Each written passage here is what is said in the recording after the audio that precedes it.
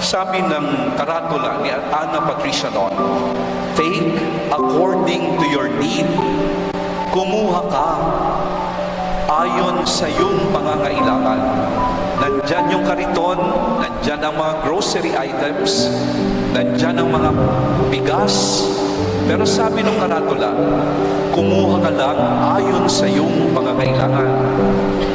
Alalay lang, huwag kang swapang. Mag-iwan ka naman para sa iba.